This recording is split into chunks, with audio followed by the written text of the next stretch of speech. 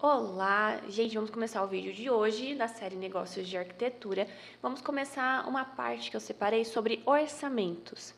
Porque muitas vezes, quando nós vamos passar o nosso valor, a questão principal não é o quanto custa, mas a forma como nós nos comunicamos. Essa série é uma série voltada para negócios de arquitetura, também serve para a parte de engenharia.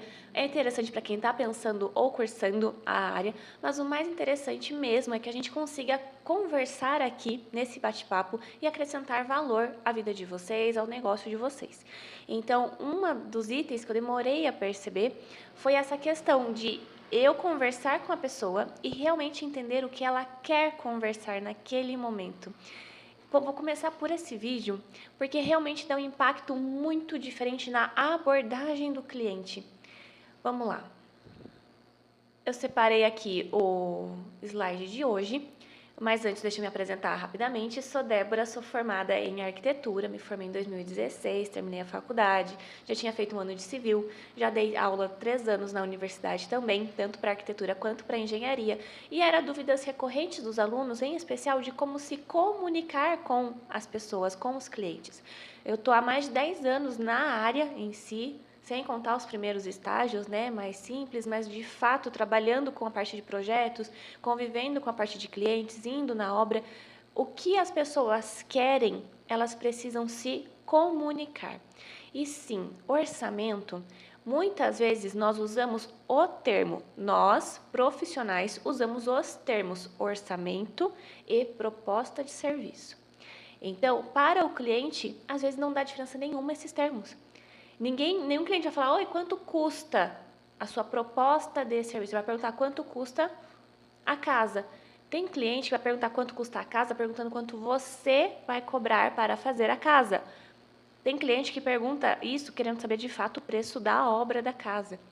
Então, muitas vezes, esse começo de conversa, ele guia e também nos dá a segurança de ter uma linha de raciocínio e demonstrar a esse cliente, seja pelo WhatsApp, seja pessoalmente, seja por uma conversa de vídeo, mas a comunicação aqui sempre vai ser o nosso ponto inicial.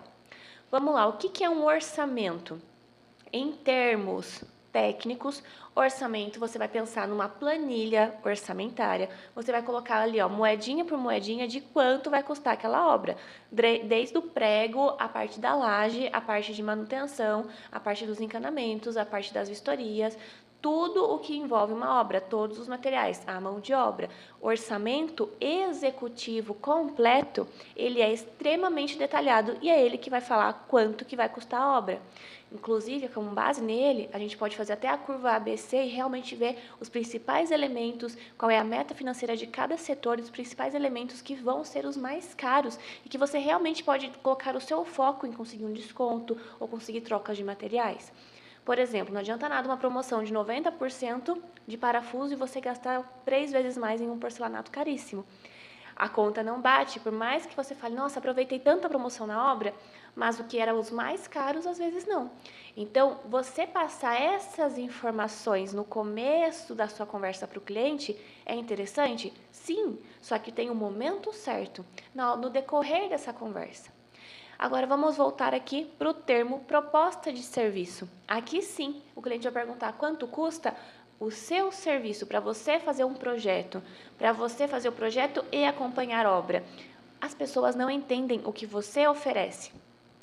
Também vou fazer um vídeo só sobre isso, porque quem oferece o serviço é você. Apenas você vai oferecer o serviço. Ah, mas o cliente quer que eu vá em outro estado comprar material. Você faz esse serviço? Se você não oferece um serviço de frete para ir buscar o material, então ele não está incluso nem no seu preço, nem no seu contrato, por exemplo. Então, é um parênteses grande de novo, né? Mas voltando aqui, o que é proposta de serviço? É o valor do seu serviço em específico.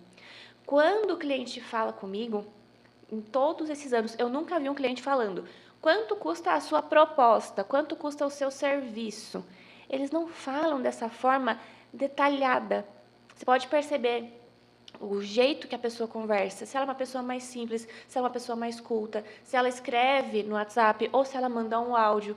Já teve pessoas que não conseguiam escrever direito no WhatsApp, me contrataram, pagaram super bem, mas eram tão simples, porque elas queriam fazer uma parte, né, mais rural, e elas não tinham nem contato com ficar escrevendo no celular, elas mandavam um áudio, até com sotaque muito mais forte do que aqui na cidade. E sendo que isso impede de você conversar, de você explicar? Não, de forma alguma. Você sempre tem que aliar a sua comunicação e explicar o que você faz. Agora, já teve clientes, deixa eu passar para o próximo slide, que me perguntaram da mesma forma, querendo saber o preço do serviço e o valor da obra? Sim, já teve. Já teve gente que manda mensagem, por quê? Porque ela não quer se preparar para o seu projeto, ela quer se preparar para o todo. Eu falo projetos porque já é a minha área de atuação e, querendo ou não, é o pontapé inicial. Depois, se você faz projeto e obra, projeto e vistoria, enfim, tem vários níveis, vamos dizer assim. Mas o cliente, ele já me perguntou, do mesmo jeito, quanto que custa?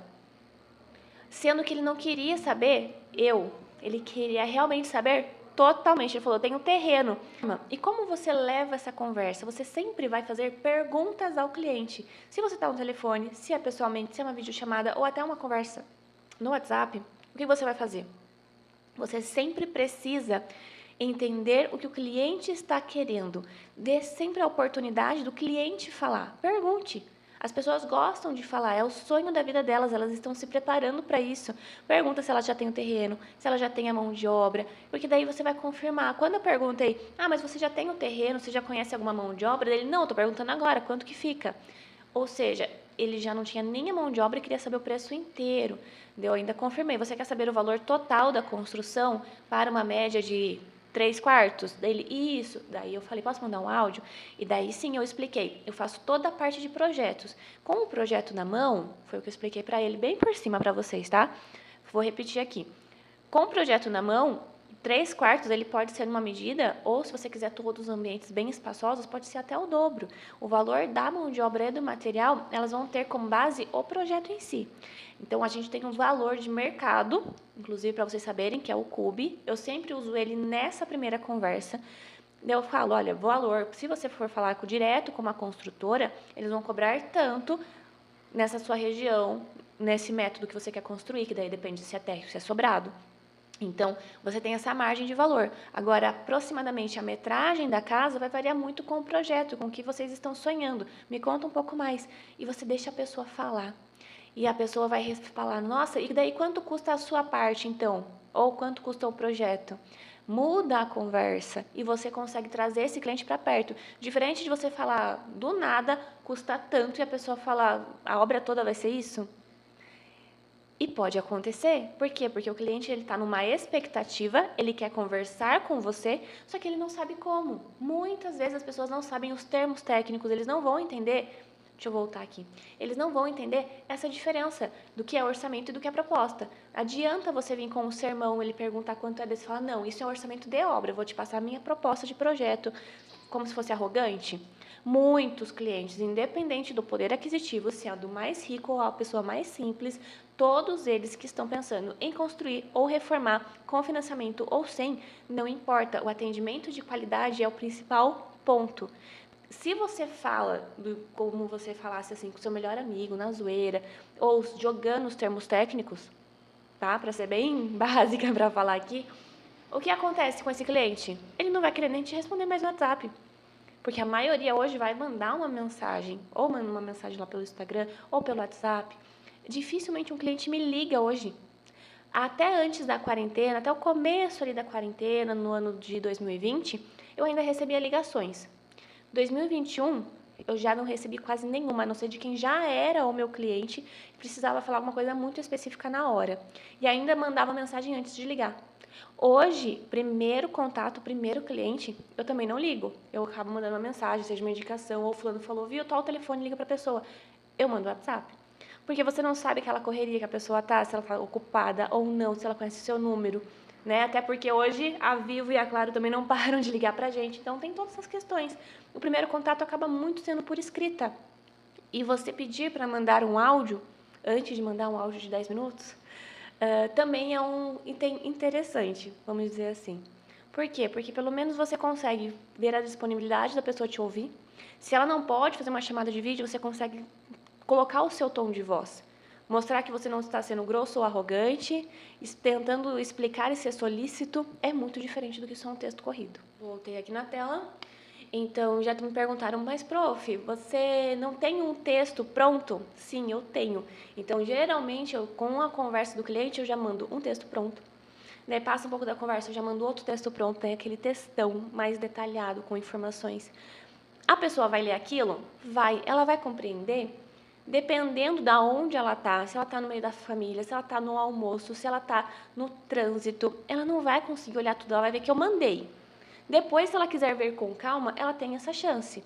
Agora, se são itens detalhados ou só esse detalhe, sabe, aquele detalhe pequeno, olha, a parte de obra tem essa diferença. Só um exemplo que eu dei daquela pessoa que eu falei assim, olha, o valor da obra vai depender do projeto.